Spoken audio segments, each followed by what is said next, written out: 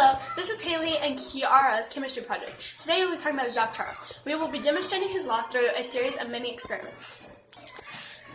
Charles was born on November 23, 1746, and throughout his life he realized he had a passion for all things science-related after meeting the famous Benjamin Franklin. Charles is most famous for Charles's law, also known as volume over temperature. Charles first constructed this law after his creation of the world's first hot air balloon. His law states that the volume of a gas is proportional to the temperature of the gas. In other words, as temperature increases, so does volume. Now we will illustrate these laws by performing a few experiments, and after we perform them, we will go into more detail about how they relate back to science and Charles's law.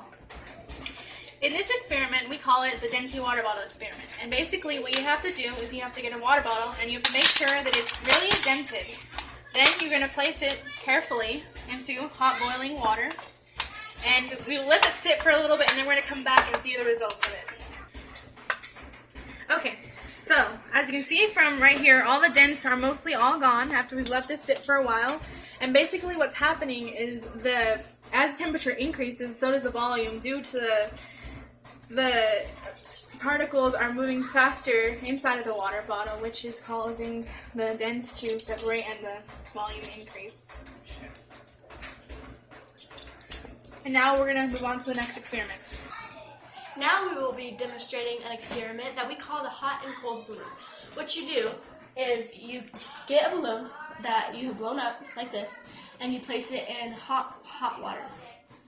And you leave it in there for 10 seconds or so, and then you can feel it expanding because of the increase in volume because of the increase in temperature.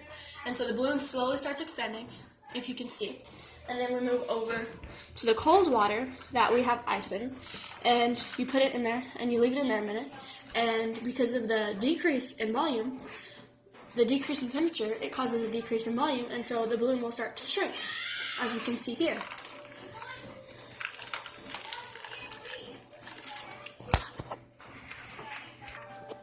It's been a few moments, and as you might not be able to see, it is only a little change in volume, but it did decrease, and so now on to the next experiment.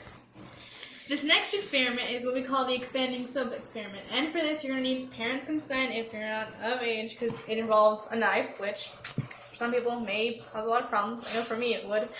So for this one you're going to cut the bar of soap in half. Yeah, it's going to take her a minute to do that, so let's pause. Okay, so here you have two halves of the bar of soap, and one of them you're just going to leave right here and just observe that it's this size and volume, and the other one we're going to go over here to the microwave, and we're going to microwave it for about a minute.